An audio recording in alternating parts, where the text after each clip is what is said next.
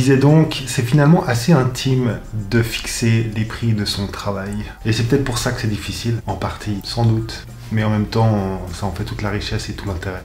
Non, non, oui, hein, non, peut-être, je sais pas. C'est pour ça que ça me semble compliqué et quelque part pas très sensé de vouloir faire une vidéo qui donnerait la méthode pour définir un prix. Le choix pour fixer un prix.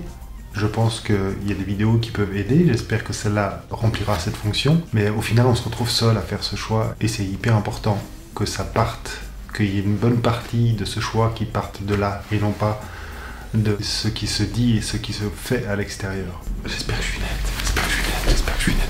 Pour moi, ce prix, il évolue tout le temps, en fonction de plein de choses. Ma situation financière, la confiance en moi, la confiance en mes compétences, l'habitude que je prends de répondre à des demandes, à des sollicitations, comment je me sens progressivement de plus en plus à l'aise parce que je sais mieux où je vais, mais aussi la compréhension des enjeux, la connaissance des tarifs, l'évolution des tarifs, le partage avec d'autres photographes, hyper important de pouvoir discuter de temps en temps avec des collègues, des amis qui sont dans le même domaine et qui ont leur expérience à eux et de confronter un peu comment on voit la chose, comment on se positionne, quelles réponses on a, ça enrichit un maximum. Ça ne veut pas dire que je vais forcément coller à ce que l'autre fait, mais ça me donne des perspectives. Et ce qui me permet, moi, de trouver mon chemin au milieu de tout ça, ce sont des repères externes et des repères internes. Je vais commencer par les repères externes.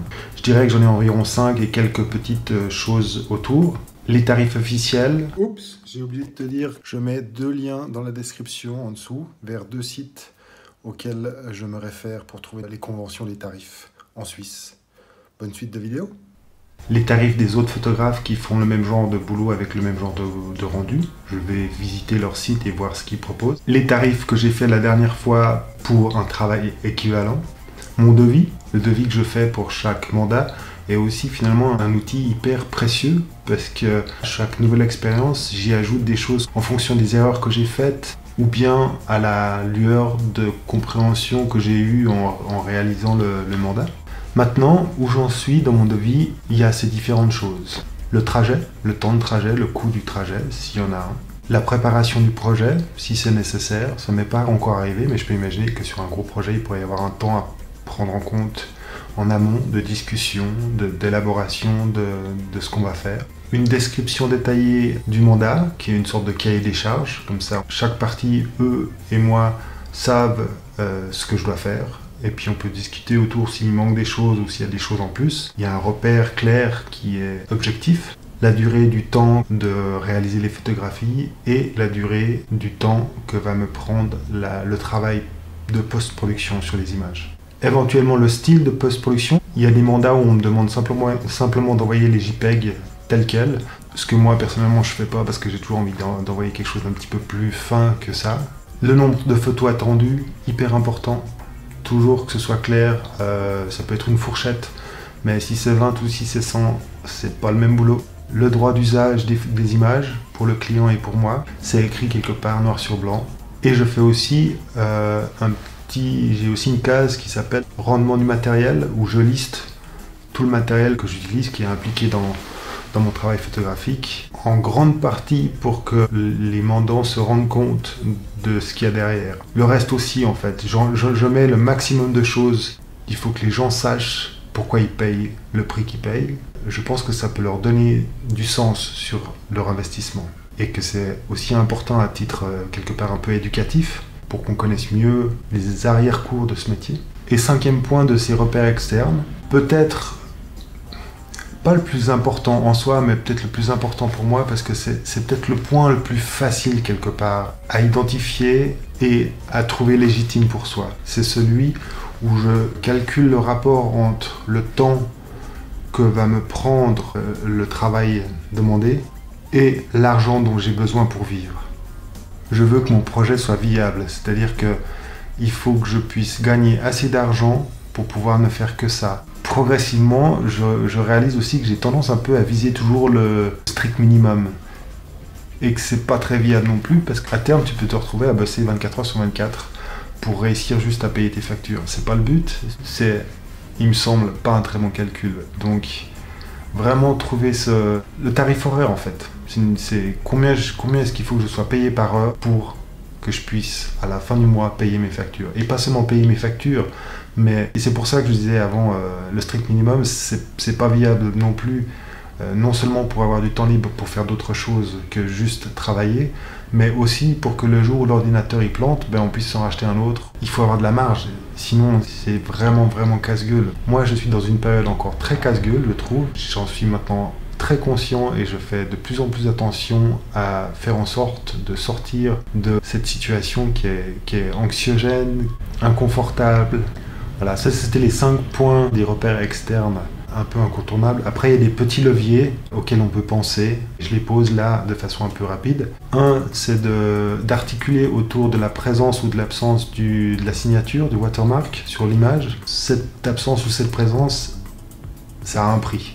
Il faut en avoir conscience que ça peut être un moyen de faire bouger les choses. Il y a aussi une autre formule qui est intéressante qu'on m'a proposée récemment, à laquelle moi je n'avais pas pensé, qui est de rentrer en matière sur un prix de base assuré qui est peut-être par exemple dans le strict minimum, où au moins ça c'est assuré, mais le projet étant ce qu'il est, c'est peut-être super intéressant. Celui auquel je pense, qui est un projet plus vidéo, je suis là-dedans, sur quelque chose qui est vraiment, qui me tient à cœur, que j'ai envie d'investir, mais dont on n'est pas encore sûr du résultat et des finances. La proposition, c'est que je sois payé, que le minimum soit assuré, et que si l'occasion s'avère un succès et engrange assez d'argent, du coup, on aura fixé à l'avance une marge supplémentaire où là, je suis vraiment mieux payé que si j'étais bien payé. Donc ça, je trouve intéressant. Aujourd'hui, là-dedans, je m'y retrouve. Peut-être dans 1 an ou 2 ans, ça me parlera plus. Mais là où j'en suis, surtout avec la vidéo, en fait, qui est un domaine que j'ai moins expérimenté professionnellement, ça me convient tout à fait et je trouve ça vraiment intéressant. Ce qu'il faut juste faire très attention, à mon avis, toujours comme dans les devis, c'est pas on te donnera un peu plus, c'est on te donnera 50 francs de plus, 100 francs de plus, 200 francs de plus, il faut que juste que ce soit écrit et que ce soit précis. J'allais dire, sinon c'est le début des emmerdes. Ah oui, c'est le début des emmerdes, c'est bon. Repères externes, c'était ça. J'ai donc dit qu'il y avait aussi les repères internes qui sont au moins aussi importants et quelque part aussi complexes à définir. À mon sens, c'est les plus importants parce que c'est grâce à eux que tu vas te sentir à l'aise dans le boulot que tu fais. C'est-à-dire que si ces repères internes, tu as pu les sentir et donner un prix qui, tout en prenant en compte des repères externes, prenait aussi en compte ce que tu ressens, ça peut t'assurer d'avoir une assise en face du client. En faisant cette vidéo, je me suis même imaginé que être trop payé, ça pouvait être problématique. De me retrouver tout d'un coup dans une situation où je fais des photos avec une pression phénoménale parce que je sais qu'il y a cet argent qui va arriver et que je me sens pas... C'est pas que dans un sens. D'où la subjectivité et d'où le fait qu'il y ait personne d'autre que toi qui sait.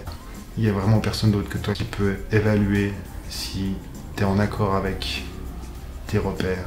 Et il y a aussi ce point avec les repères internes. Moi, je sais que je peux être d'une ambivalence assez remarquable, assez discrète, mais quand je mets le doigt dessus, c'est assez fou, parce que je peux, pour une même situation, montrer et avoir l'impression de sentir que c'est ok de travailler pour un prix bas, à me rendre disponible pour des projets en dévaluant quelque part un peu mon temps, mes compétences et tout ça, en m'accrochant à l'idée que ça va me servir à ceci, cela, mais sans que ce soit plus incarné que ça. Et puis en parallèle, en même temps, souvent un petit peu après, toute la partie de soi qui dirait non mais je vaux quelque chose, mon travail c'est pas un truc que je donne comme ça, sans qu'il y ait une sorte d'équilibre, et qui peut me rendre très agressif. En tout cas à l'intérieur, ça se voit pas trop, mais je peux en vouloir à l'autre. Donc je trouve précieux aussi de faire attention à ces commerces internes. Toute la partie de moi qui veut que ce projet, qui est maintenant un projet professionnel, aussi, j'ai pas perdu le plaisir que j'ai, au contraire, je découvre souvent dans mes mandats professionnels des plaisirs que je pensais ne pouvoir avoir que dans mes promenades photographiques solitaires à la montagne. Donc ça, c'est vraiment une belle découverte. Et il n'y a pas de raison que je sois à la merci des désirs des autres et de leurs projets à eux. C'est important pour moi, de trouver un équilibre. Mais le curseur, c'est un curseur, c'est des curseurs qui bougent. Et puis c'est aussi des curseurs qui bougent à deux. On a quelqu'un en face, on peut discuter, c'est hyper important. Mais de l'explicite, de la précision, de la clarté, du noir sur blanc, c'est à mon avis la base pour que tout ce qui est plus flottant et plus flou, plus subjectif, soit préservé, qu'on puisse mieux y naviguer aussi. Voilà, on a fait le tour. C'était long. Raison pour laquelle je pense que c'est complètement illusoire de vouloir que ce soit simple. Ça peut peut-être le devenir ou ça peut l'être de façon transitoire de temps en temps, mais c'est absolument normal que ce soit compliqué. Ça met en jeu des choses aussi hyper intimes et personnelles du rapport qu'on a à son propre travail, à ses propres heures, à sa propre personne, à sa propre valeur. Il y a des mélanges qui seraient, on est fait de ça.